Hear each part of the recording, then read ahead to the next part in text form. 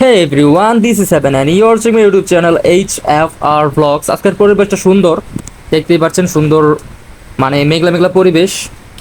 আজকে রোদ নাই, তাই পরিবেশটা এরকম সুন্দর লাগতেছে। বাট রোদ থাকলে আরেকটু ভালো লাগতো, কারণ রোদের ব্যাপারটাই অন্যরকম। রোদ থাকলে মনটা এমনিতেই ফুরফুরা লাগে, মন আরও উচ্ছ্বাস, কি বলবো, আরও ভালো লাগে আর কি। কিন্তু রোদ না থাকলে এই পরিবেশটা ভালো লাগে তখন যখন বৃষ্টি না হয়। বৃষ্টি হলে আবার ভালো লাগে না, বাট বৃষ্টি হওয়ার আগের মুহূর্তটা সেই লাগে। তো এরকম পরিবেশে রাইড করে এনজয় করতেছি, এটা এনজয় করার মতোই একটা ওয়েদার। আর এরকম ওয়েদারে ট্যুর দিতে পারলে একটা মনে প্রশান্তি কাজ করতো, কারণ এটা ট্যুর দেওয়ার মতো ওয়েদার। কারণ এরকম পরিবেশে কিলোমিটারের পর কিলোমিটার, ঘন্টার পর ঘন্টা রাইড করলেও কোনো মনে কষ্ট লাগবে না। মানে এত সুন্দর একটা পরিবেশ, মানে পরিবেশটা কি, মানে বৃষ্টি আসার আগের মুহূর্ত, মেঘলা মেঘলা আকাশ, এবং এরকম পরিবেশ, রোদ নাই বাট বৃষ্টিও নাই, এরকম পরিবেশটা আসলে রাইড করার জন্য এবং ট্যুর দেওয়ার জন্য পারফেক্ট বলে আমার মনে হয়। তো কিছুদিন আগে আপনারা জানেন যে আমার বাইকের ক্লাস প্লেট আমি চেঞ্জ করছি। তো আজকে ক্লাস প্লেট নিয়েই কিছু কথা বলি, যে ক্লাস প্লেট আপনারা কখন বুঝবেন যে এখন ক্লাস প্লেট নষ্ট হয়ে গেছে, বা ক্লাস প্লেট শেষ হয়ে গেছে, বা ক্লাস প্লেট এখন পরিবর্তন করার সময় হয়ে গেছে, বা এখন পরিবর্তন করা উচিত। তো এই রিলেটেড কিছু কথাবার্তা আমরা আজকে বলবো, যে কোন কোন লক্ষণ দেখলে আমরা বুঝতে পারবো যে এখন বাইকের ক্লাস প্লেট হয়তো বা নষ্ট হয়ে গেছে, বা ক্লাস প্লেট পরিবর্তন করা এখন প্রয়োজন। প্রথমে আমরা আসি যে ক্লাস প্লেটের কাজটা আসলে কি। ক্লাস প্লেটের কাজটা হচ্ছে যে বাইকের বাইকের ইঞ্জিনের যে শক্তি, সেই শক্তিটাকে গিয়ার বক্সে পৌঁছাতে সাহায্য করে মানে ক্লাস প্লেট। তারপর ক্লাস যখন আমরা ধরি, মানে ক্লাস লিভার যখন আমরা চেপে ধরি, তখন ক্লাস লিভারের চেপে ধরার কারণে ক্লাস প্লেট সেই ইঞ্জিনের শক্তিটাকে চাকায় যেতে কিছুটা সময়ের জন্য বিলম্বিত করে বা আটকে রাখে। এটা হচ্ছে ক্লাস প্লেটের কাজ, যে ক্লাস প্লেট এবং মানে ইঞ্জিন এবং চাকার যে শক্তির যে কানেকশনটা, সেই কানেকশনটা কিছুক্ষণের জন্য অফ করে দেয় বা স্থগিত করে দেয়। এরপর আমরা যখন আবার ক্লাস ছেড়ে দেই, তখন সেই ইঞ্জিনের শক্তিটা আবার চাকায় গিয়ে পৌঁছায় এবং চাকা আবার রান করা শুরু করে, বা বাইক আবার রান করা শুরু করে। তো এটা হচ্ছে মূলত ক্লাস প্লেটের কাজ, মানে মেন কাজটা মূলত এইটাই, ক্লাস বা ক্লাস প্লেটের। তো এবার আমরা আসি যে ক্লাস প্লেট বা ক্লাস যে নষ্ট হয়ে গেছে বা শেষ হয়ে গেছে, এটা আমরা কিভাবে বুঝবো। এর প্রধান বা অন্যতম একটা লক্ষণ হতে পারে যে আরপিএম অনুযায়ী বাইকের স্পিড উঠতেছে না, বা আমরা যখন বাইকটাকে অ্যাক্সেলারেট করতেছি, রানিং অবস্থায় চালাচ্ছি, তখন বাইকের আরপিএম ঠিকই হাই হচ্ছে, বাট আরপিএম অনুযায়ী যতটুকু স্পিড গেইন হওয়ার কথা বা যতটুকু স্পিড ওঠার কথা বাইকের, ততটুকু স্পিড উঠছে না।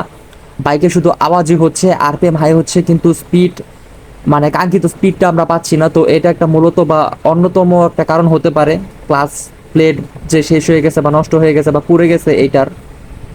সেকেন্ড বা আরেকটা যে কারণ হতে পারে, সেটা হচ্ছে যে অতিরিক্ত ক্লাস প্লেট গরম হয়ে যাওয়া বা পোড়া গন্ধ হওয়া। যেমন ক্লাস প্লেট ভিতরে যখন বেশি ফ্রিকশন হয়, মানে ইঞ্জিনে তো রানিং হয় তাই না, তো সেই সময় তো অবশ্যই ক্লাস ধরলে ভিতরে ফ্রিকশন হবে বা ক্লাসটা পুড়বে। তো বেশি পোড়া গন্ধ হলে বা বেশি গরম হয়ে গেলে এটা বুঝতে পারবো বা বোঝা উচিত, বা বুঝতে পারি যে ক্লাস প্লেটে ঝামেলা হচ্ছে বা ক্লাস প্লেট ক্ষয় হয়ে গেছে। আরেকটা যেটা কারণ আমরা ধরতে পারি, যে বাইক টানছে না, বা বাইক আমরা যখন ঢালু কোনো রাস্তায় উঠতেছি, তখন বাইক পাওয়ার অনুযায়ী, মানে আমরা যে পরিমাণ অ্যাক্সেলারেট করতেছি বা যে পরিমাণ আমরা থ্রোটল দিচ্ছি, সেই অনুযায়ী বাইকটা আগাচ্ছে না। বা আমরা যখন পিলিয়ন নিয়ে রাইড করতেছি, তখন দেখা যায় যে পিলিয়ন অতিরিক্ত ভারী লাগতেছে, বা বাইকটা তার নর্মাল ক্ষমতা পাচ্ছে না, তার যে বাইকের যে একটা পাওয়ার, সে পাওয়ারটা আমরা ফিল করতে পারছি না। যেমন পিলিয়ন বসলে অতিরিক্ত থ্রোটল দিতে হচ্ছে এবং থ্রোটল অনুযায়ী বাইকটা আগাতে চাচ্ছে না। তো এইটা আরেকটা কারণ হতে পারে যে ক্লাস প্লেট নষ্ট হয়ে গেছে বা পুড়ে গেছে।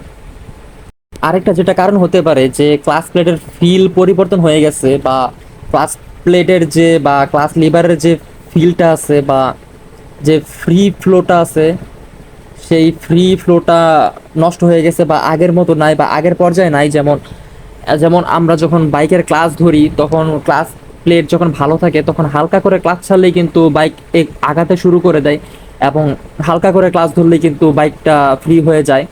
কিন্তু যখন ক্লাস প্লেট দুর্বল হয়ে যাবে বা ক্লাস প্লেট পুড়ে যাবে বা ক্লাস প্লেট শেষ হয়ে যাবে বা নষ্ট হয়ে যাবে, যেটাই বলেন, সেই সময় ক্লাসটা অতিরিক্ত চাপ দিতে হবে এবং ফ্রি ফ্লোটা আগের তুলনায় অনেক বেশি হয়ে যাবে। যেমন অনেকটা ক্লাচ ছাড়ার পর বা ক্লাচ লিভারটা অনেকটা ছাড়ার পর তারপর বাইক রানিং হওয়া শুরু হচ্ছে বা আগানো শুরু হচ্ছে, তো এটা একটা রিজন হতে পারে যে বাইকের ক্লাচ প্লেট পড়ে গেছে বা নষ্ট হয়ে গেছে বা এখন পরিবর্তন করতে হতে পারে বা হবে, বা এইটা একটা লক্ষণ হতে পারে যেটা দেখে আমরা বুঝবো যে না, বাইকের ক্লাচ প্লেট নষ্ট হয়ে গেছে।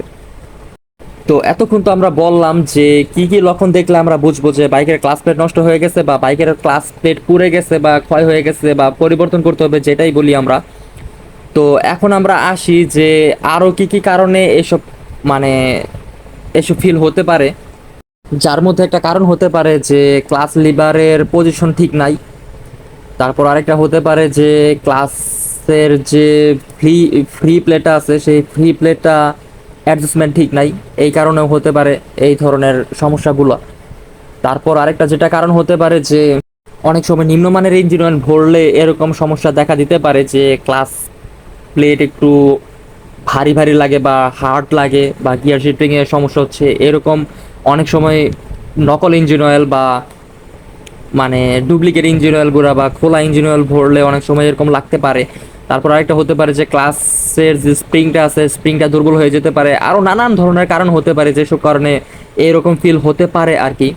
তাই যখনই এরকম কোনো মানে সমস্যার সম্মুখীন হব তখন আমাদের অবশ্যই একটা ভালো পরিচিত মেকানিক দেখানো উচিত, কারণ অবশ্যই বিশ্বস্ত মেকানিক হতে হবে। কারণ যদি আমরা র্যান্ডমলি কোনো গ্যারেজে চলে যাই যেটা আমাদের পরিচিত না, তো সেখানে একটা স্ক্যাম হওয়ার সম্ভাবনা থাকে যে অনেক সময় ক্লাস প্লেট ভালো থাকলেও তারা পরিবর্তন করে দিতে চাইবে তাদের সুবিধার্থে, তাদের টাকার জন্য।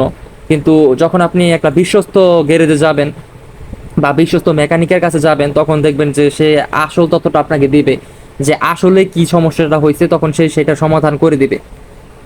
তো এখন একটা প্রশ্ন থাকতেই পারে যে কত কিলো পর পর আমাদের বাইকের ক্লাচ প্লেট যে পরিবর্তন করা উচিত।